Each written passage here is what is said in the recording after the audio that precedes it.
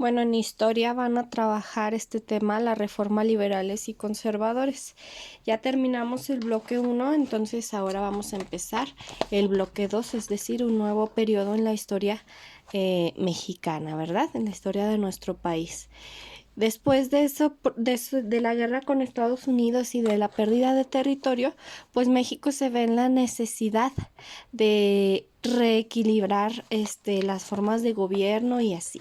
Aquí podemos ver un mural en donde está Benito Juárez. Y justo en este bloque de la reforma, pues vamos a hablar muchísimo de quién fue Benito Juárez, para que conozcan más de ese señor que a lo mejor nada más lo conocen porque está en los billetes, ¿verdad? Pero si está en los billetes es por algo. Entonces, van a leer por aquí este periodo, panorama del periodo.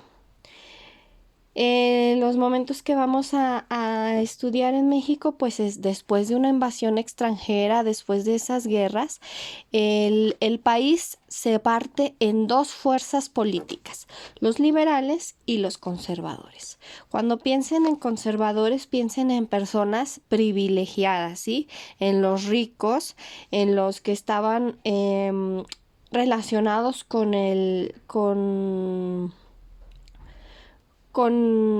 la iglesia o con los militares, ¿sale? O políticos que de una forma u otra pues poseen muchas riquezas y muchos privilegios y los querían conservar, por eso son conservadores. Entonces, la forma de gobierno que ellos deseaban era la que les permitía seguir conservando todas esas riquezas y esos privilegios. En cambio, los liberales pues siempre buscaron formas de gobierno que dieran mayor igualdad entre la población, que también vieran por los pobres, por el reparto de las tierras, etcétera. Entonces, dice, en estos años se promulgó una nueva constitución y se decretaron varias leyes en conjunto como las leyes de reforma. Más adelante vamos a ver que Benito Juárez propulsó esas leyes de reforma que vinieron a cambiar enormemente la forma de vida de nuestro país.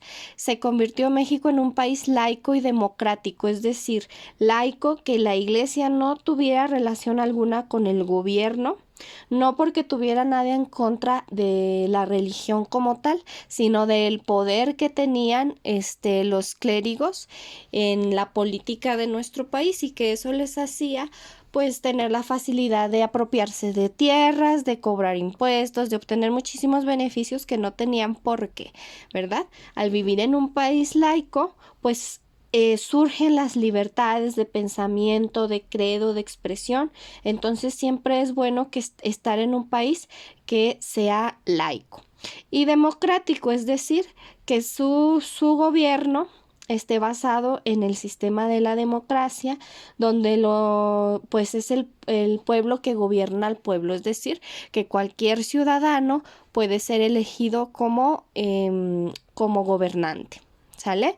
Y no pues un gobierno que se vaya heredando de generación en generación y que siempre sean los mismos los que están a cargo. Entonces, van a leer estas páginas 44, aquí viene una línea del tiempo. Ya teníamos una constitución que era la de 1824, después voy en esta constitución de 1857, que ya está un poco más enfocada en las necesidades que había en ese momento en el país. Se firma el plan de Ayutla contra el gobierno de Santa Anna, como les había dicho. Ya habíamos visto que Santa Anna fue el que perdió, según él, gran parte del territorio mexicano, y otro, se pudo comprobar que lo vendió. Entonces, era urgente y necesario sacar a Santa Anna de su gobierno. No fue fácil, no fue algo que él aceptara fácilmente. Después de Santa Anna, vienen las leyes de reforma que separan la iglesia y el Estado. Y bueno, Benito Juárez se enfrentó en su gobierno la intervención francesa. ¿Sale? Vamos a ver más adelante por qué motivos los franceses decidieron enviar a sus tropas y qué pasó después. Ya después, más adelante, viene la República restaurada. Bueno, viene por ahí el Segundo Imperio y después la República restaurada. Todo esto lo vamos a ir viendo paso por paso. Ahorita lo primero que vamos a ver pues es el Plan de Ayutla, la diferencia entre liberales y conservadores y lo que es la reforma. ¿Ok? Bueno, y van a leer por acá la página 50 y dice los ideales liberales y conservadores. Entonces, en la política mexicana había dos bandos, ¿sí? Los liberales y los conservadores. Los liberales querían una república gobernada por un ciudadano mexicano, en cambio los conservadores seguían necios a que querían una monarquía y un gobierno centralista donde todo el poder estuviera centrado en una sola persona, ¿sale? Objetivos de los liberales: desamortizar los bienes del clero, dice que es desamortizar, poner en venta mediante disposiciones legales las propiedades que no tuvieran fines productivos. ¿Por qué? Porque antes en la colonia, cuando estaban los españoles, el clero tuvo un gran poder, iglesia y estado eran lo mismo, entonces ellos podían agarrar toda la tierra que ellos quisieran y hacer sus haciendas y hacer sus conventos, monasterios, etcétera, pero nunca pagaron por esas tierras. Entonces lo que querían los liberales es que ahora o paguen por sus tierras o las regresan al estado y esas que se pongan a la venta.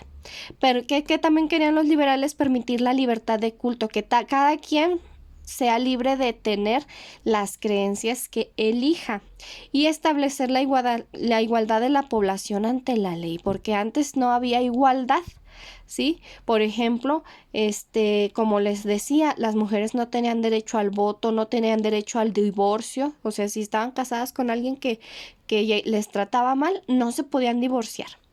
No existía ese derecho. Entonces, los liberales querían que ante la ley en la Constitución todos los mexicanos y mexicanas fuéramos iguales.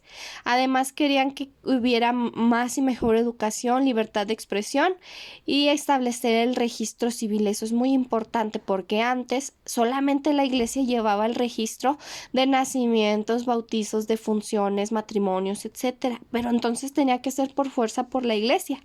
Y al llevar el registro civil el estado, pues entonces es el estado o el municipio, como se hace hoy en día, quienes llevan esos registros de nacimientos, defunciones, matrimonios, divorcios, etcétera. Los conservadores, ellos querían que todo siguiera igual, que todo el privilegio y el poder estuviera en la iglesia, el ejército y los terratenientes, ¿sale? Cosa que pues dejaba siempre en el olvido y en la indefensión a los campesinos, a los obreros y a toda la gente que no tenía esos privilegios. Entonces, en la página 76 de su cuadernillo van a escribir liberal o conservador. Leen estos enunciados y aquí van a escribir, aquí si se trata de un interés o una característica que querían los liberal o conservador, ¿sale? Aquí van a poner. Y luego van a contestar esta pregunta: ¿cómo te imaginas que sería en la actualidad un gobierno encabezado por la Iglesia Católica? ¿Cómo sería si ahora nuestros gobernantes fueran parte del clero? ¿Qué creen que pasaría? Porque ahora vivimos en un país libre, ¿verdad? Con un sistema de gobierno republicano y democrático que mantiene alejadas las creencias religiosas de su gobierno, y eso nos permite que a todos los mexicanos y mexicanas, independientemente de nuestras creencias, pues todos estemos integrados y todos tengamos los mismos derechos. Pero si eso fuera distinto, ¿qué creen que pasaría?